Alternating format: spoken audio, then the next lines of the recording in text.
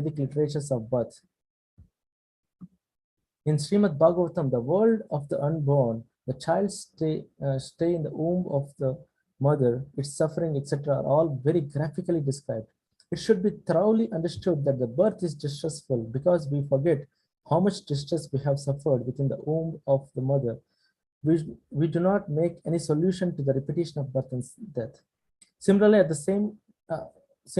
the time of death, there are all kinds of sufferings, and they are also mentioned in the authoritative scriptures.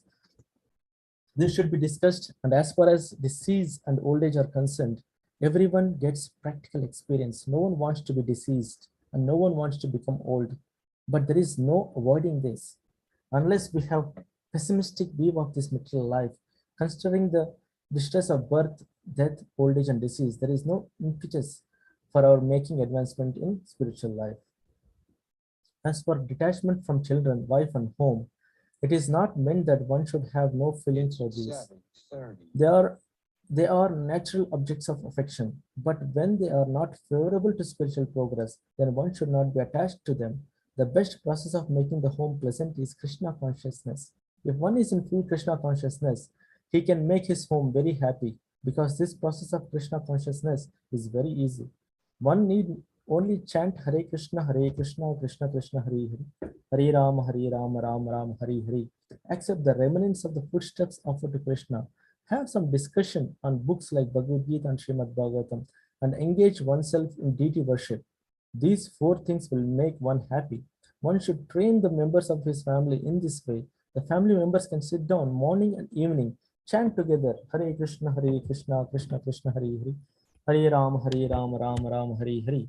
If one can mold his family life in this way to develop Krishna consciousness, following these four principles, then there is no need to change from family life to renounced life. But if it is not congenial, not favorable for spiritual advancement, then family life should be abandoned.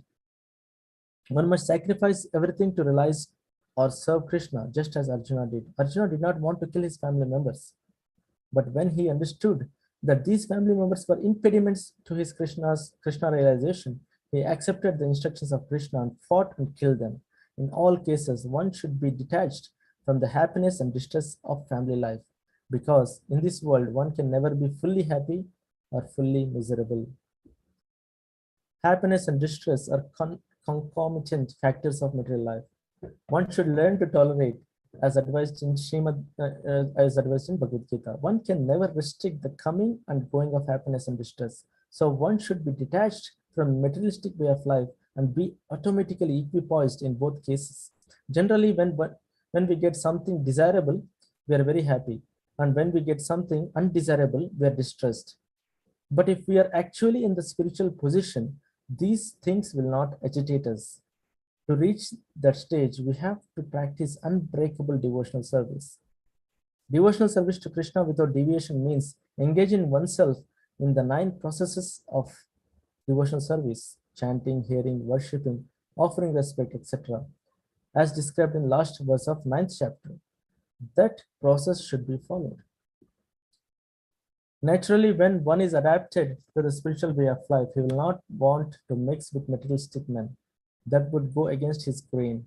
One may test himself by seeing how far he is inclined to live in a solitary place without unwanted association. Naturally, a devotee has no taste for unnecessary sporting or cinema going or enjoying some social function, because he understands that these are all simply a waste of time. There are many research scholars and philosophers who study sex life or some other subject, but according to Bhagavad Gita, such research work and philosophical speculation have no value. That is more or less nonsensical. According to Bhagavad Gita, one should make research by philosophical discussion into the nature of the soul. One should make research to understand the self. That is recommended here. Wow, as far as self-realization is concerned, it is clearly stated here that Bhakti Yoga is especially practical. As soon as there is a question of devotion, one must consider the relationship between the super soul and the individual soul. The individual soul and the super soul cannot be one, at least not in Bhakti conception, the devotional conception of life. This service of individual soul to the super soul is eternal, nityam, and as it is clearly stated. So bhakti or devotional service is eternal. One should be established in that philosophical conviction. In Srimad Bhagavatam 1 to 11, this is explained. Vadanti tat tattva vidas tattvam yajnanam advayam. Those who are actually knowers of the absolute truth know that the self is realized in three different phases as Brahman, Paramatma, and Bhagavan. Bhagavan is the last word in the realization of the absolute truth. Therefore, one should reach up to that platform of understanding the Supreme Personality of Godhead and thus engage in the devotional service of the Lord. That is the perfection of knowledge. Beginning from practicing humility up to the point of realization of the supreme truth, the absolute personality of Godhead, this process is just like a staircase beginning from the ground floor and going up to the top floor. Now, on this staircase, there are so many people who have reached the first floor, the second, or the third floor, etc. But unless one reaches the top floor, which is the understanding of Krishna, he is at a lower stage of knowledge.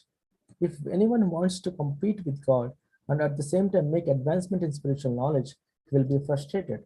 It is clearly stated that without humility, understanding is not truly possible. To think oneself God is most puffed up. To think oneself God is most puffed up. Although the living entity is always being kicked by the stringent laws of material nature, he still thinks I am God because of ignorance. The beginning of knowledge, therefore, is manitva, humility. One should be humble and know that he is subordinate to the Supreme Lord. Due to rebellion again, due to the rebellion against the Supreme Lord, one becomes subordinate to material nature. One must know and be convinced of this truth.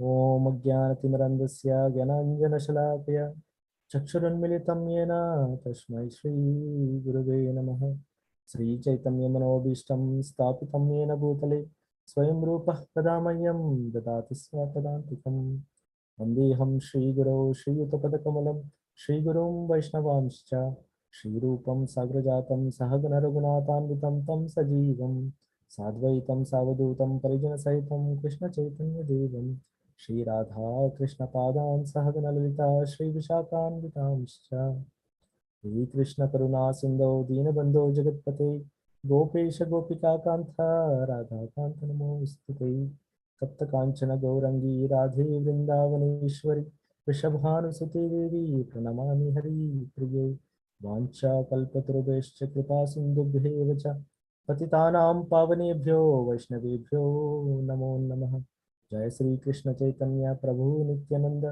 Shri Advaita Gadadhara Shivasadi Gaura Bhaktarinda Hare Krishna Krishna Krishna Hare Hare Hare Rama Rama Rama Hare Hare. Thank you, dear devotees, for joining this session, Bhagavad Gita session. This is there are 5 verses in this session where it starts from verse 8 to 12, right? Just to give some background, we have seen on a broader level, we have mentioned multiple times that on a broader level, this Bhagavad Gita is divided into 3 parts, right? First 1 to 6, chapters 1 to 6, and chapters 7 to 12, and from chapters 13 to 18. So six chapters are separated into 3 parts, right? So the first part of the first set of chapters is called as Karma Yoga. Basically, it talks about Karma Yoga and how to convert or how to go from Karma Yoga to Bhakti Yoga. And the last set of chapters, which is this chapter, which is 13th chapter, right? This 13th chapter, 13 to 18 chapter, these are, they talk about Jnana Yoga, and they talk on how to move from Jnana to Bhakti. Then where is Bhakti? Bhakti is cemented or sandwiched in between the Karma and Jnana. So which is from 7th to 12th chapters. So as we're starting this first chapter of the Jnana Yoga set of chapters, so I wanted to give this introduction to you all. Okay. So basically, In the beginning of the chapter, Arjuna asks Krishna, Lord, to explain about six things. What are those six things? We have the verse here. The first verse of this chapter.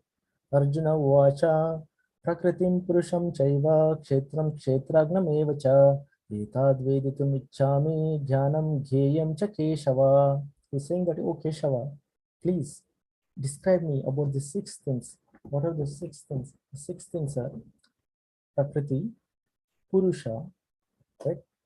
Kshetra, Kshetragna, Jnanam, and Gheyam. Prakriti is nature. So he's asking, please explain, talk to me, describe me about the nature. Purusha is the enjoyer of the nature, right? Kshetra is the field. Field is basically the body, okay? And Kshetragna, the one who knows about the body. Who knows about the body? Soul.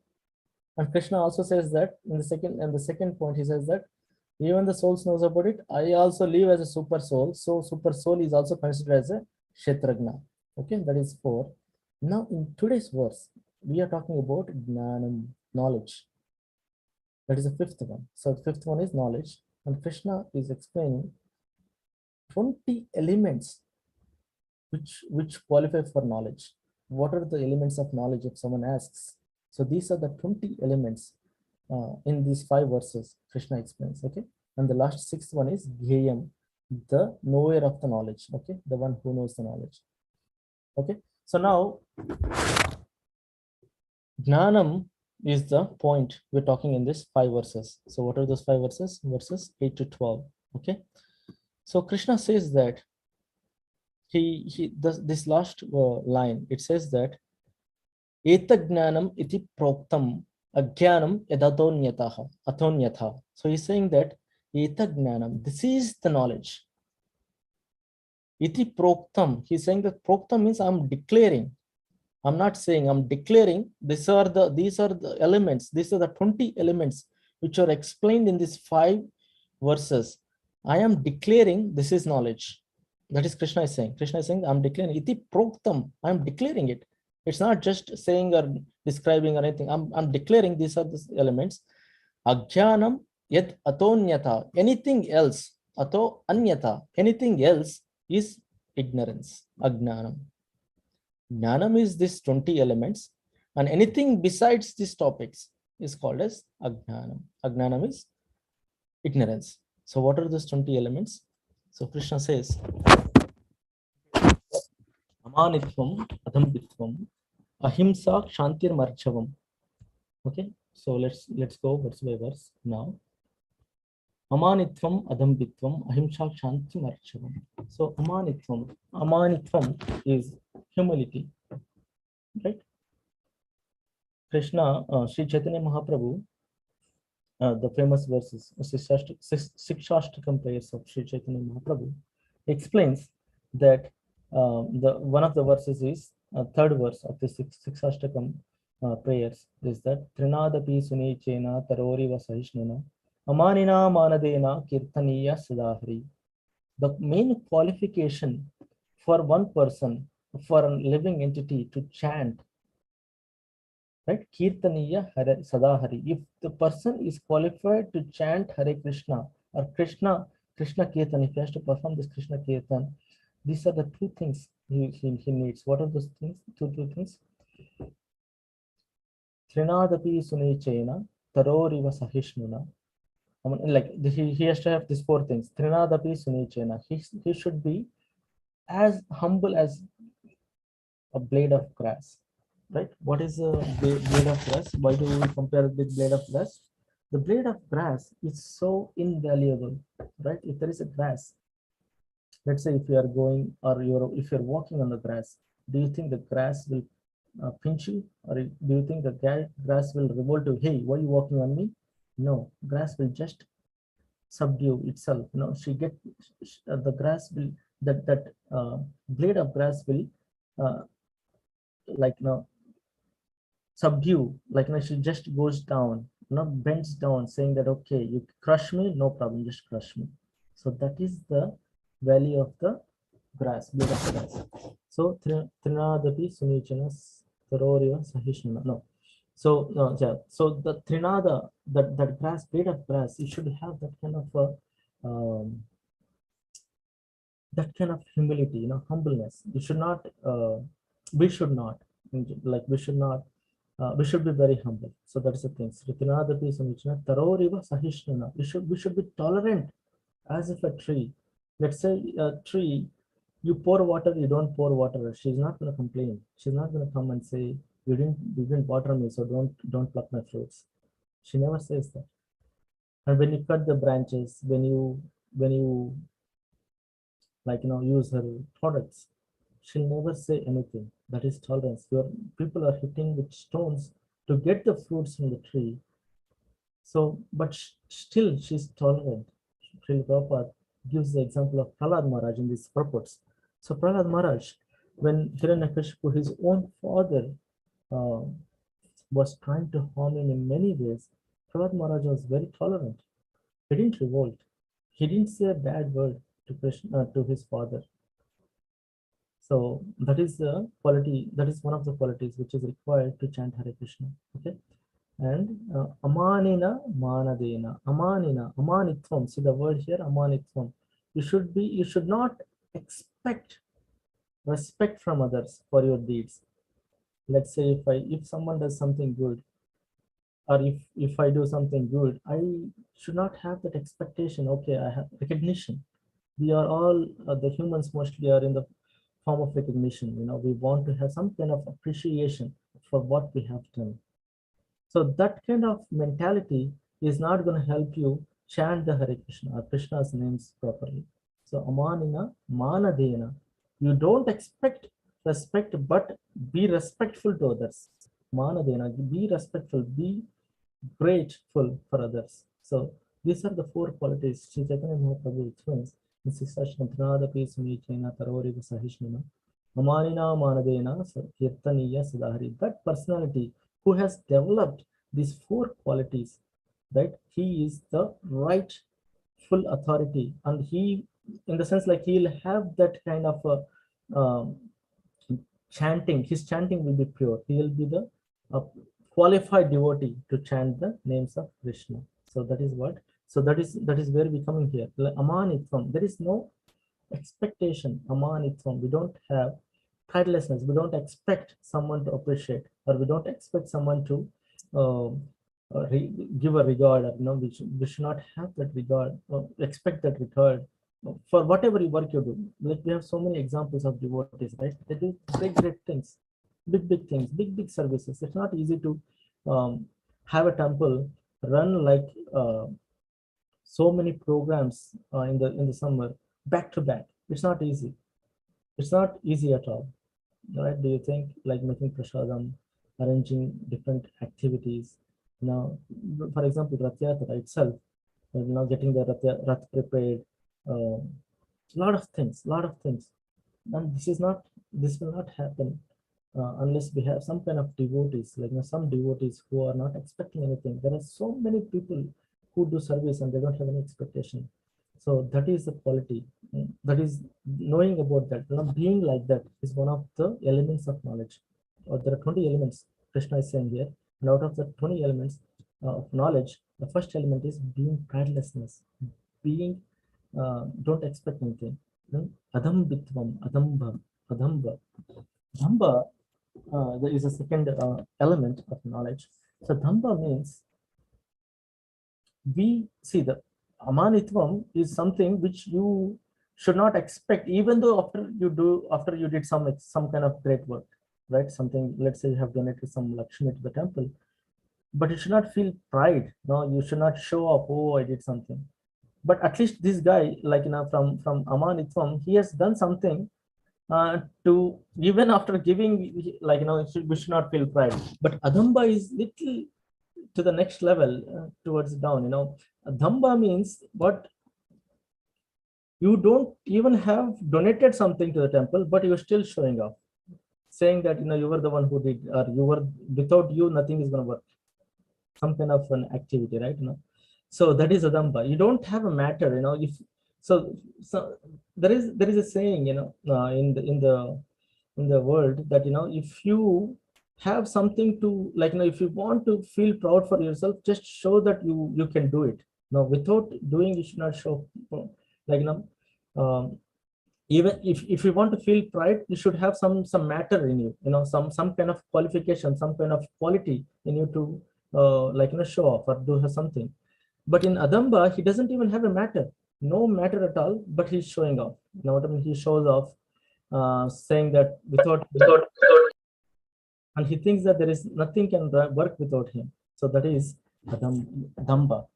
So Krishna is saying that the second quality of knowledge is, don't show off, without matter. I mean, with matter also you cannot show off. That is amanitvam. But if Krishna is putting it here, means we are all, a lot of people are doing this. Without any matter, we're trying to, pridelessness. Now we're trying to show our pride without any qualifications, without any kind of work, or without any kind of service. We still feel that we have done something, and we still feel internally that we are something great. So that is Damba. Okay. And ahimsa is non-violence.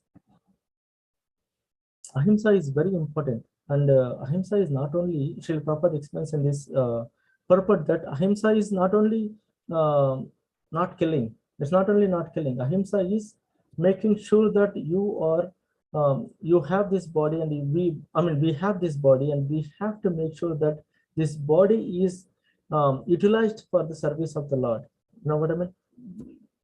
Depriving a human life to not take it back to Krishna consciousness is also ahimsa. That is what is the Srila Prabhupada mentioned in the purport. He says that when the body is given to us, we should not, we should give an opportunity or a chance for the body or the soul in that body to progress towards spirituality. If we don't do that, Srila Prabhupada goes to that level and says that it's not, it's still himsa. Himsa is killing, basically, ahimsa.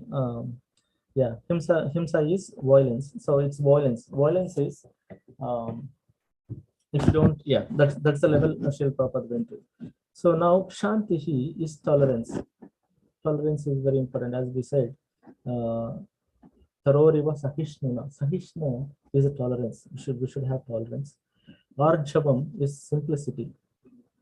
We should be very simple. No need to show off, or no need to maintain many things which are not required in this, which will not help in the spiritual progress. Acharya Upasanam, approaching the bona fide spiritual mastery.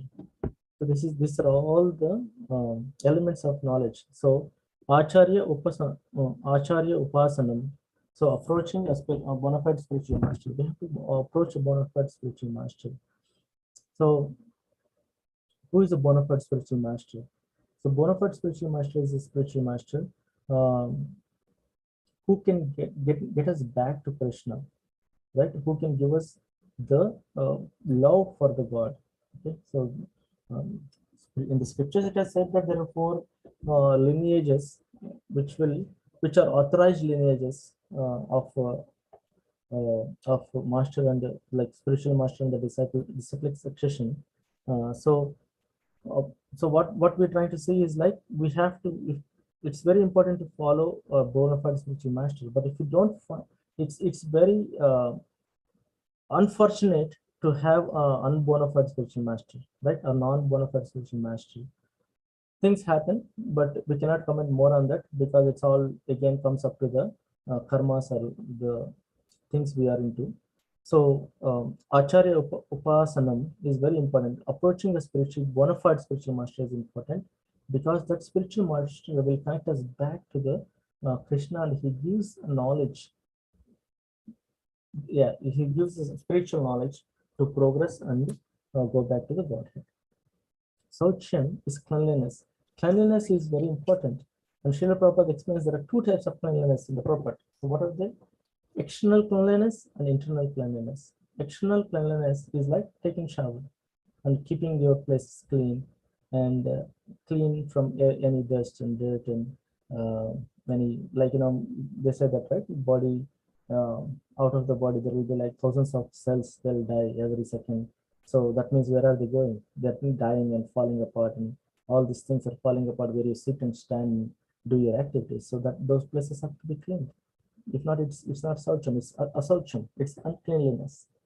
So that is the external cleanliness, and the internal cleanliness is attaching yourself to the Krishna. What is internal cleanliness means? Means our body or our soul is already covered with so much of dirt, and that dirt has to be taken out. So what is the solution? How do we take the dirt which is covered on the soul internally from life after life after life, millions of lives, we have this covering, and the covering is getting stronger and stronger every day, day by day. So that kind of dirt, the cleanliness of dirt, the dirt will happen only with, Srila Prabhupada mentions, by taking the names of the Lord, by chanting Hare Krishna, Krishna Krishna, Hare Hare, Hare Rama, Rama Rama, Hare Hare. So that is the uh, that will clear the dirt. There is nothing else that can clear the dirt, because that dirt is are the impressions that are being imprinted on the top of the soul, covering the reality, covering the real identity of that soul. So if we have to get out of that, uh, if we really want to feel the real identity of what a soul is, then the dirt has to be cleared off. It's like a mirror, right? So mirror, you have the dust covering. It's this is example given by Bhagavad Gita. So mirror has a lot of coverings of dust, layer after layer after layer. So to clean the dust, we have to clean it. Now we really have to work hard to clean, because it's this dust is there for, yeah, uh, birth of like millions of births. So that kind of dirt on the soul can be only cleaned by the names of the Lord. The names of the Lord has a potency to clear uh, this kind of this dirt on the soul. Okay, that is saucham. Two types of saucham: internal and external.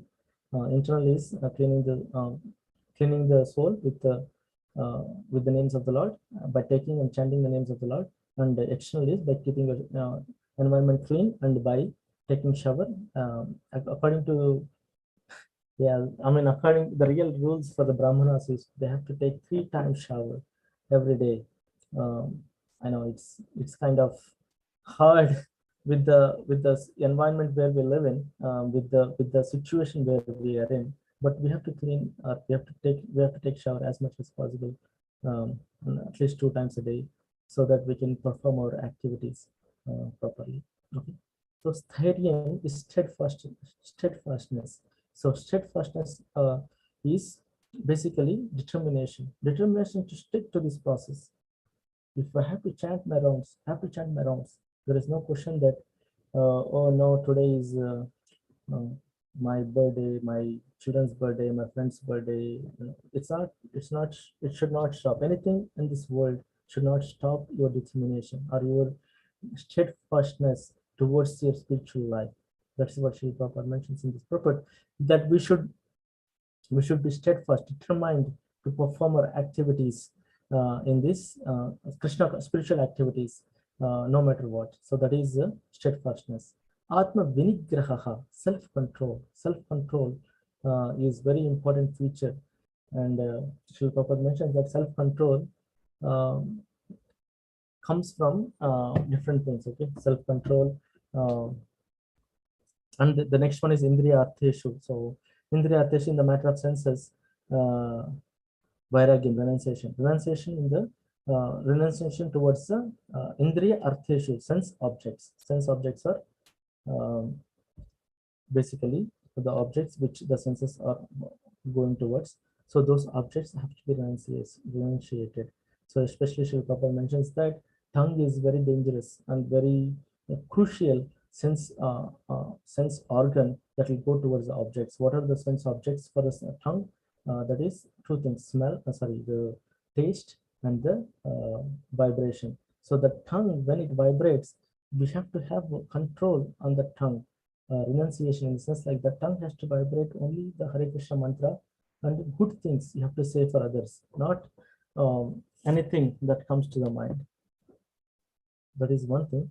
And the second thing for the tongue is taste. So always taste the prasadam of Krishna, so that we don't have to uh, make or eat sin, which will not help in our progress.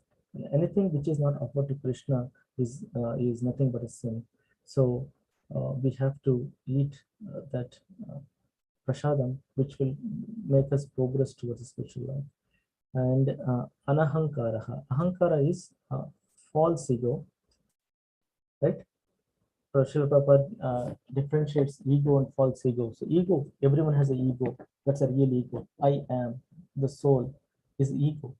That is the identity. But when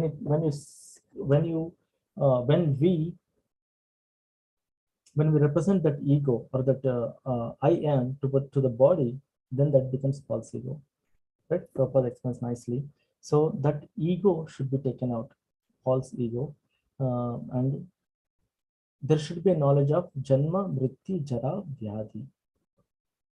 Okay, so we should know that this is all distress. There should be knowledge. The knowledge of Janma, knowledge of Mrityu, and knowledge of Jara, and it's 8 o'clock. Dukkha. Okay, and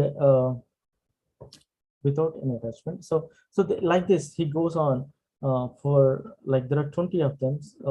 We have Srila Prabhupada has explained in detail so many with nice purport, like such a long purport, and yeah, Indriyarteshu Ahankara, Janma Mrityu Jara Vyadhi, Dukkha Doshanu Darshanam, Asakti Anabhishvangaha, Putta Dhara Grihavishu. So we should not have unnecessary attachment towards the Dhara is wife, Putra is son, and Grihadishu, any home and any other activities.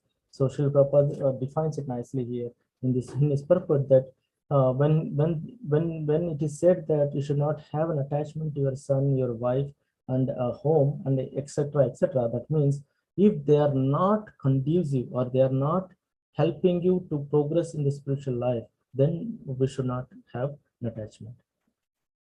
But Srila Prabhupada gives a very good example, just a very good solution to this. Just make sure that you have all of your family members together, chant and offer boga, and read Srimad Bhagavatam and Bhagavad Gita scriptures every day on a daily basis, morning and evening.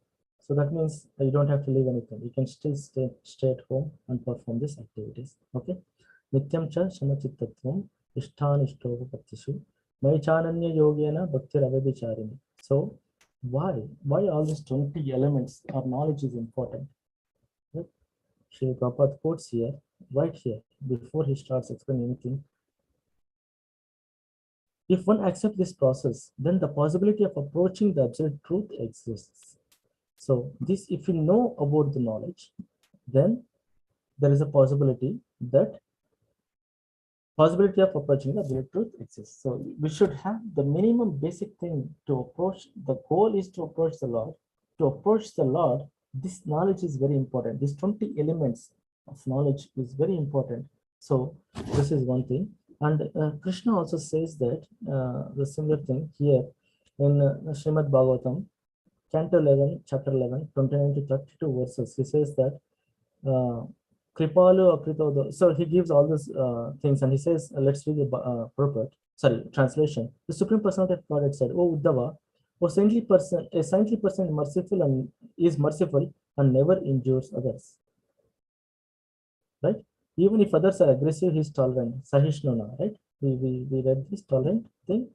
A person is merciful, daya, okay, and forgiving towards all living entities. His strength and meaning in the life come from truth itself. He is free from all envy and jealousy, and his mind is equal in material happiness and distress. Thus, he dedicates his time to work for the welfare of all others. His intelligence is never bewildered by material desires, and he has controlled his senses. Controlling senses, this is also knowledge, part of knowledge. His behavior is always pleasing, never harsh, and always exemplary, and he is free from possessiveness. He never endeavors in ordinary worldly activities, and he strictly controls his eating. The tongue, we talked about tongue and the senses. He therefore always remains peaceful and steady. Okay. A saintly person is thoughtful and accepts me as his only shelter. Such a person is very cautious in execution of his duties and is never subject to superficial transformations. because he is steady and noble. Steady, right? Steria, we talked about, and noble, even in distressing situation. He has conquered over the six material qualities. What are the six material qualities he conquers when you have all these qualities? Namely, hunger, thirst, lamentation, illusion, old age, and death. So you remember we talked about old age, death, Janma Mrityu Jara Vyadhi. Those things are he will conquer. He is free from all desires and prestige. See, Amanina, no prestige, no desire for prestige, and offers honest to the Amanina Manadena. Amanina Manadena is right here. He is expert in reviving the Krishna consciousness of others, and therefore never cheats anyone. Rather, he is a well-wishing friend to all, being most merciful. Such a saintly person must be considered the most learned of men. So Krishna is telling that if one has all these qualities, what we have explained before, he says that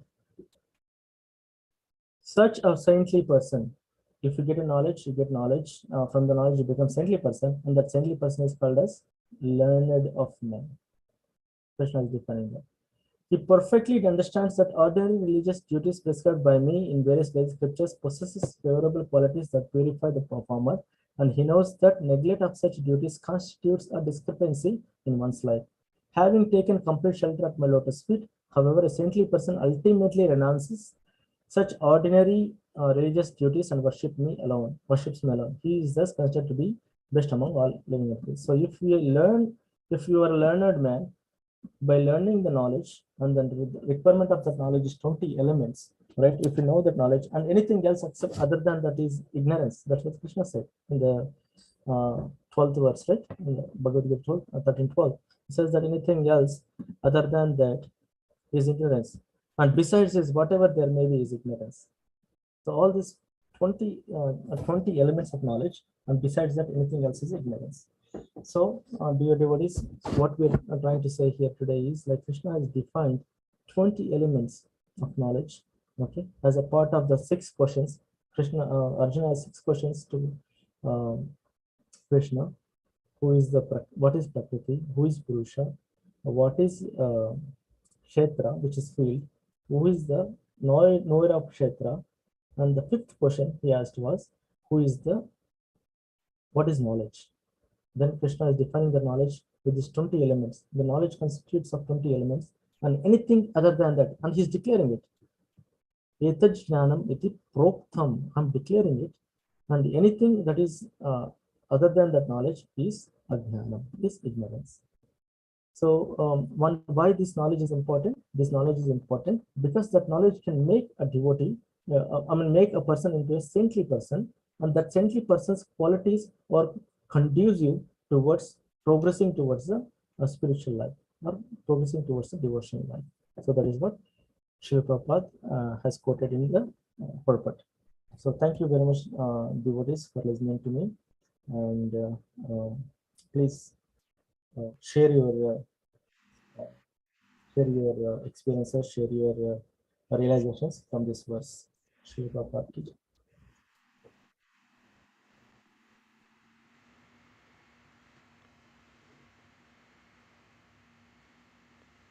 Yeah, thank you so much, Harikishore Prabhu. These 5 verses together, and we can discuss almost all year. Do you comprised everything in one class? Thank you, Leslie. Thank you so much. Yes, this verse, I like very much because of it clearly defines what is knowledge. So everybody can meditate on this, at least many qualities, almost 26. The qualities, the guna, the knowledge, whatever the knowledge is, it's amazing. And always we can remember, somebody is jnani, somebody is a knowledgeable person. This is what is we can see, from that person, all these various qualities. Thank you, wonderful. Thank you, Harikishore Puji, nicely explaining. So, dear devotees, if you have any questions, concerns, comments, or you want to add something, some realizations, or you have some experiences, please go ahead. we can have some discussion. Hare Krishna Prabhuji. Hare Krishna, Prabhu. In the beginning of this slokas, when we started, you said the first 6 chapters is for Karma Yoga and the last 6 chapters are for Jnana Yoga. Right.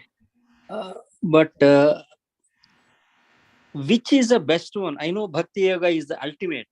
Then knowing Jnana Yoga and Karma Yoga, and then why we have to go back to Bhakti Yoga again? Then why can't we go directly in the Bhakti Yoga?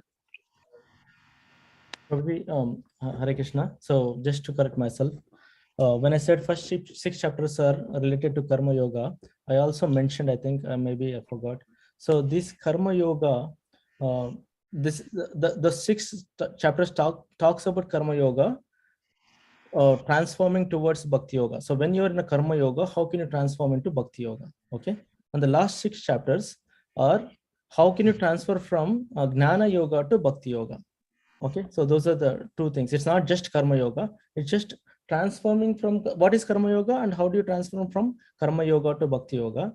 And the last set of chapters, 6 chapters, are from what is Jnana Yoga and how do you transfer from Jnana Yoga to Bhakti Yoga. So Srila Prabhupada also mentions in this, specifically in this purpose, he mentions that when Bhagavad Gita is not nothing other than devotional service. Okay, so and even every chapter, even though they talk about Karma Yoga or Jnana Yoga, this 12 chapters on 2 sides, they still have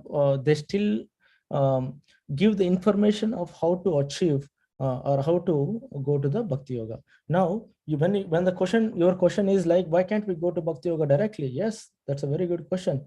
If possible, if we have the mercy of the Lord, there is no doubt we can go directly to the Bhakti Yoga.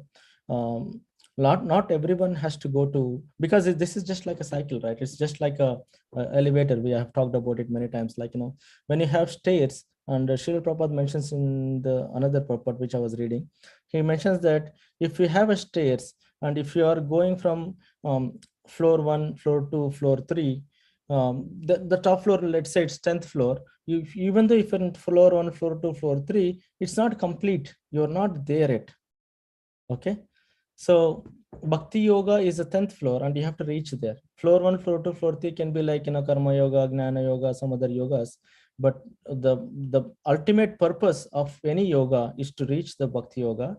And the only way you can reach to the Bhakti Yoga, to reach the Lord, is the elevator. Like, Krishna, Srila Prabhupada has created this such a wonderful ISKCON movement, which can, let's say, there are some devotees like me who doesn't have any knowledge. Forget about Bhakti Yoga.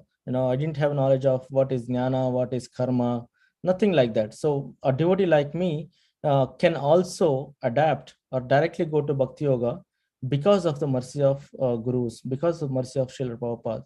So there is no doubt that we have to go through this. We can directly go to Bhakti Yoga. Does it answer your question, Prabhuji? Thank you, Prabhuji. Yeah, Hare Krishna. Hare Krishna, Prabhuji. Dandavat Pranam always to Srila Prabhupada. It was a wonderful class, Prabhuji. Very nicely you explained everything, like the summary of the chapter plus the detailed explanation of the current verse. I actually had a question, not about the knowledge, not about the jnana, but what is the difference between Purusha and the Kshetrajna, the knower of the body? And also you said the knower of the knowledge, the last one, right? Right. No. So what is the difference between the 3, Prabhuji? Can you please explain that? So there are things, right? Six questions. Six questions Arjuna asked. The first one is Purusha. Sorry, Prakriti. Prakriti is nature. Okay, nature is. If we attend the Srimad Bhagavatam classes, we understand what is nature. Nature is Pradhana. Basically, it's all the thing which comes out from Mahavishnu. Okay, or Mahavishnu. So that is nature. Okay, when that nature the knower of that nature or the enjoyer of that nature is Purusha. Who is that Purusha? Is Krishna himself, is the Lord. Okay, these two are clear, right? Nature and Purusha. Purusha is the Lord. Okay. Yeah, Prabhuji. Next two are Kshetra. Okay, Kshetra is a body. Okay, Kshetra is a body and or a place. Okay, for whom? For the one to live in. Okay, so that body will have Kshetragna. Kshetragna is the one who lives in the body. Kshetra or Kshetragna. Okay, so that Kshetra, who are the Kshetragnas? There are two Kshetragnas. Who are those two Kshetragnas? One is a soul. Okay, is a soul, what we are all, and the soul lives in the body. And with the soul, the other Kshetragna also lives. That is super soul, right? Purusha in the first one is Krishna himself, right? Is Vishnu or Krishna himself. But in here, Kshetra or Kshetragna is the one who lives in the body. That is soul and super soul. Krishna in the form of super soul, he lives in the body. That is Kshetragna. So these four are clear now? Right? Yes, Prabhuji. Yes, Prabhuji. Now, last two are Purusha. What are the last two? Yeah, Kshetra, Gnanam. Gnanam is a knowledge. Okay. What is Gnanam? Gnanam is the knowledge.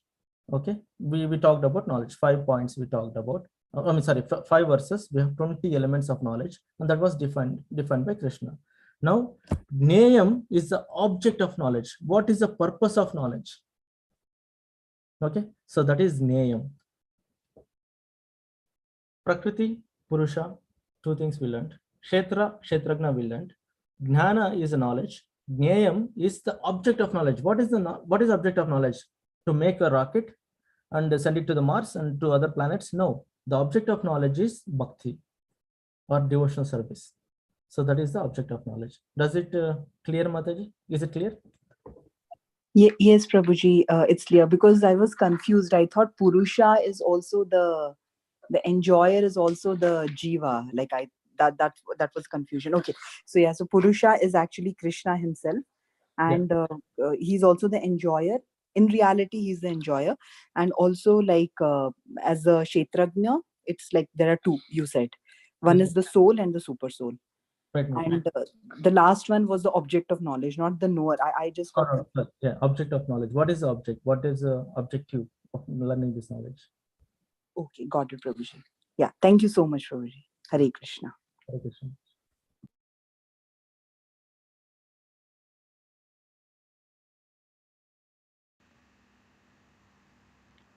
Yeah. Anybody else?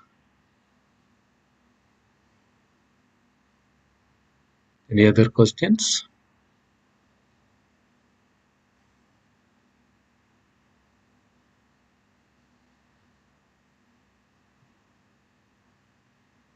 Nobody else in the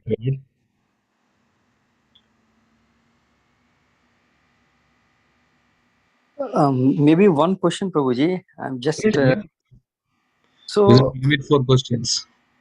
Prabhuji. First of all, Jnanam means knowing who is Bhagavan or the super soul, right? What exactly is that Jnanam means in that case? I'm trying to understand. So this is what Krishna is explaining. The Gnanam is these 20 elements, right, in five verses. So what the Gnanam you are saying is self-realization. It's a realization. Okay. So this realization is also a part of this Gnanam. But beyond that self-realization, knowing about you and knowing about Krishna is a Gnanam, it's a knowledge. But beyond that, Krishna is explaining that all these 20 elements, which includes Agnanam. Does it make sense? The one you're defining is a realization and self-realization. Now you're realizing who you are and who is God. That is self-realization. But Gnanam doesn't stop there. Krishna explaining here, Gnanam has 20 elements. What are those 20 elements? Those are the 20 elements. And the Gnayam, the object of the 20 elements, or object of that knowledge, is to achieve or to go towards that knowledge. That knowledge will lead you towards a spirituality, a devotional life. So that is the Gnayam. Okay, Prabhuji. Thank you.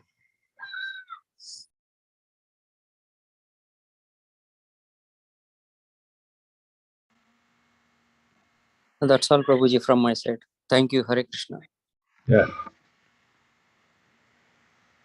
There are two concepts, Jnanam and Vijnanam. Vijnan or Gyan. Gyan is to know, self-realization, to know ourselves. What exactly all this? That's exactly, Krishna, Arjuna is asking that, what is Jnanam? What is knowledge? So Krishna explains. So that's to understand ourselves and understand the Lord. Vijnanam is the realized knowledge. That means with this, we would relate and connect and then realize. That is the Vijnan, the realized knowledge. So, yeah. So, Gyan is to understand our constitutional position. That's what is all it's explained here in this 20 elements. Yeah. Yeah. Jai. Yeah. Wonderful. Okay. So, anything else?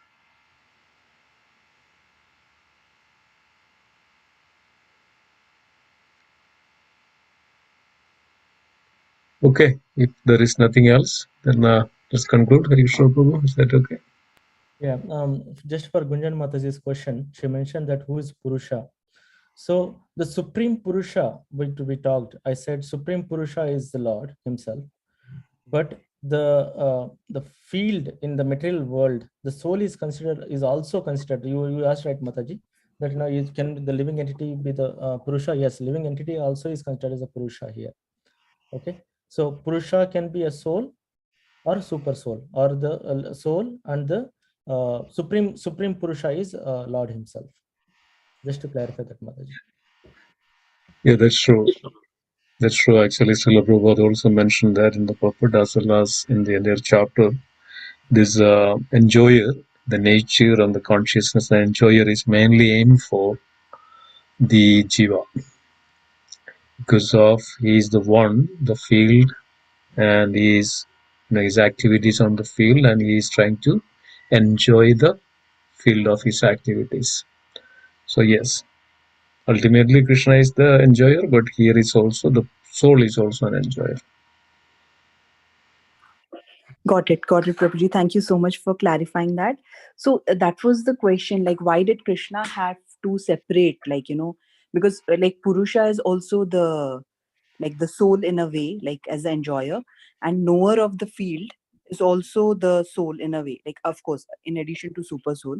So why was there a need to separate these two concepts? Like, is there some other meaning behind separating these two concepts as Purusha and knower of the field?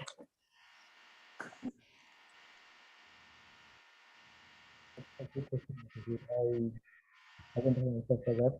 Maybe I don't want to speculate and say something, but we can check and come back, Mataji. Maybe that different questions Arjuna is asking, 6 types of questions. So Krishna is giving the same answer for 2 of them. That's my understanding. That's the exact point here. Krishna is revealing that, Mataji, why there is two enjoyer, because of one is trying to enjoy, load it over the material nature. So the actual, ultimately all this objective and the goal is to please the Krishna. He is the supreme enjoyer. But Krishna is revealing that by the false ego, by the ahangar, the everybody, what is called, uh, you know, consider himself as the enjoyer and not understanding the actual fact. And he thinks that he is the Lord, and he feels that he illusioned himself. So that is a fact. So in order to make, what exactly, so Arjuna is also in the same boat. Arjuna wanted to know that who is the real enjoyer. So Krishna is giving that, yes, there is a field, there is an activity. The living entity is also enjoying, and he is loaded over the material nature. And then finally Krishna comes to that proper knowledge. That's why this verse is also explains that. We think that we have the Lord, but what Krishna says, we need to have a humility. We should not have pride. We should not have, all these good qualities. We should not have those things. So when we don't have this one, this is not a knowledge. So then we misunderstood and we misguided, and then we entangle in this world, and that's where we really illusion and think that I am the Lord, I am the enjoyer. There is no God, there is nothing else. So it's basically this bring those concepts to make very clearly to understand Krishna is the supreme enjoyer.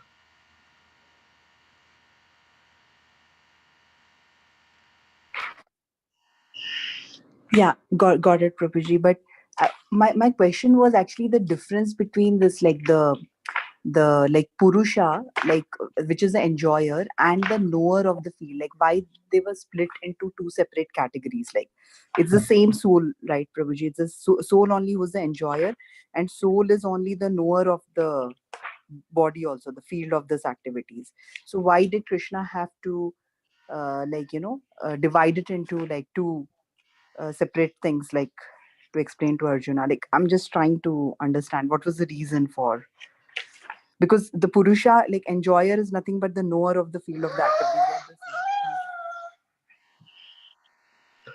The thing is, like, Arjuna has 6 questions, right?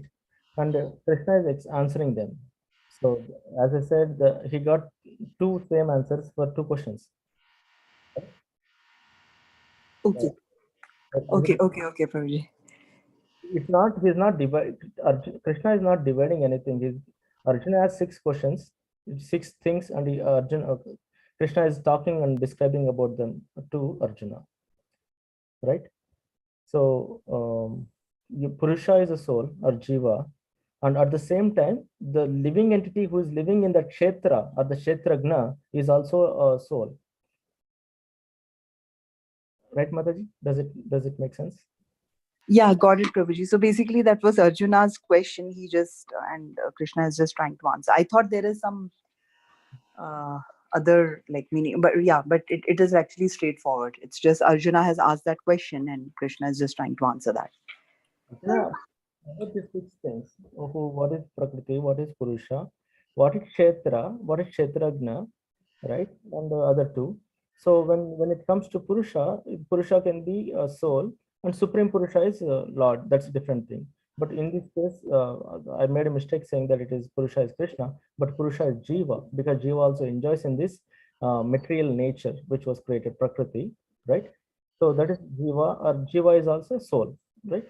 And the same thing for the fourth question, fourth point you mentioned, that who is the what Kshetra is third one. Kshetra is a field. Field is a body.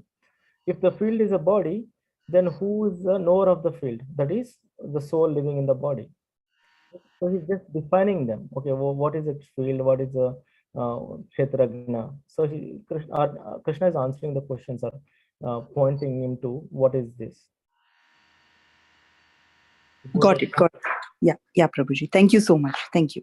And that also it is mentioned the soul is knower of only in the field of the body, the activities, the field. But Paramatma, the Supreme Lord, is aware of everything. So he is very limited. That's also establishing that the soul is very limited within the body, and he knows that what is happening only that within the body. But Paramatma is also one. He is not infinite. He is not like another living entity like individual souls. But Paramatma is the only one. He pervades entire body, and soul pervades entire body. Paramatma pervades the entire Prakriti, entire nature. And he is aware of everything, all those activities. The individual soul only limited to that. So Arjuna also wanted to know that, right? So Krishna is explaining that as well. Got it, Prabhuji. Yeah, thank you so much. Yeah, wonderful discussions. Anything else? Haribol Pravi. Can I ask one question not relevant to today's topic, but Go ahead. yeah. So Prabhuji, one question was coming to my mind, right? If Kauravas have done so many sins, right? Why we come to the situation where Mahabharata has to start and then Krishna has to give the Upadesh? Why God never stopped the sin, which in the beginning, or didn't? Why it went so far, and we have to wait so long to get the thing done?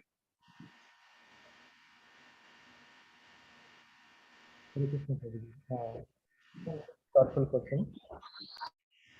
So every living entity has a tendency to enjoy in some way. So the tendency will results or the desires that the living entity develops or the jiva develops will lead to the uh, lead to the lead to procuring it. Now you go to Krishna and ask him to provide that desire or to fulfill that desire. So these desires will channelize at one point, and these desires were the results of the sins. Okay, so when these sins are accumulated life after life after life, that sins have to be see if someone does a very good work, then he gets some piety. Piety means what do you call it? Good karma. Okay, you get piety. When living entity does a bad thing, then he accumulates a sin. So these things are accumulated for so long, and a living entity has to go through this stuff. Has to go through. If they have done the piety, they have to enjoy that good thing, the good thing they have performed. If it is if the living entity has something bad, they have to suffer that sin. So that's why Krishna doesn't interfere when the living entity has to go through this when they are going through this chain of activities they have performed in their previous lives. Only Bhakti Rasamrita Sindhu, it says that only the chanting or the only the devotional service, which that is the only thing which can break this chain. Other than that, nothing else can do it. So you say that Duryodhana and other Kauravas are there and they are performing all bad activities. Why Krishna couldn't stop them just right there, and corrected them? No, Correct. Krishna will not interfere on the level of act, because it's not one life thing, right? They have accumulated these sins for so many lives, and they had to go through this. See, Duryodhana may have done something good, so that's why he became king. But at the same time, he have done many other bad things. That's why he has to go through bad things. Now his thigh was broken down, right? So this is a complex complex calculations of the material nature. So when when a living entity is going through this cycle, Krishna will not interfere. The only thing that can break is bhakti or devotional service, which will break this kind of chain. Other than that, nothing can break these activities or the duties or something we have performed in our lives. So does it answer the question, Prabhuji? Yes, Prabhuji. Just one more question, the following to that, right? So everybody, Duryodhan and everybody has a soul, right? So when he died, right? So the next, I will say the next birth, right? He didn't do good karmas. So definitely he is continuing in the next karma. He will not have a next life or next birth. He will not have a good, thing. So that will continue, right? And how will that stop? Because your karmas from the bad will come, right? How will that bad karma will stop? If you're doing bad karma from the previous, and then you're coming to the next birth, he did so much bad that even God was against him, and now next birth, definitely he's not going to have a good birth, right? He will continue what he was doing. Right. But Duryodhan, your question is, but Duryodhan went to heavenly planets. That's what you're saying, right? Correct. Yeah. So there are some rules, right? Let's say if you go on Diwali to some store, like let's say Thanksgiving. If you go to Thanksgiving and go to Macy's, they'll have a sale. Okay, they'll have a sale like if the real price of that product is $100, they'll give it for $10, 90% discount. Okay, and just an example. So in a similar way, there are so many instances. There are some certain things like when you take when the instance where Duryodhana was in, if you fight for a country, okay, no matter who you are, you may be bad at your home, you may be bad with your friends, you may be whatever bad you are. If you fight for a country, if you die valiantly, right, that death will give us Swargaloka. That is the rule. Okay, now let's say if for example there is a soldier is very bad with his family members, he's beating up his children, he is not taking care of his parents, but he's a soldier, he's fighting at the country. Okay, But when he dies while fighting for the country, what would the country do? Does the country go back and check, oh no, this guy is bad guy, he was very bad with his family members, he was not treating his wife nicely? No, they say that, okay, he fought for the country, so he gets a award, he gets a posthumous award, right? The Paramveer Chakra, whatever the chakras, whatever they have. So the award is already there. That is the rule of the war in the material nature also. So if there is a war, if someone dies in the war, everyone will have to go back to heavenly planets. That is one rule, Prabhu, one law that was set in there. Even though he's bad in all these dealings, but still he goes back to heavenly planets, because that is the law of nature. If you fight for your country, if you fight valiantly without turning your back and running away, then you get an award. That award for that personality, for that person, for that living entity, is to going back to God. Going back to the heavenly planets. Sorry. Does it make sense, Prabhuji? Yeah, Prabhuji, thank you for clarifying it. Thank you so much. Haribol.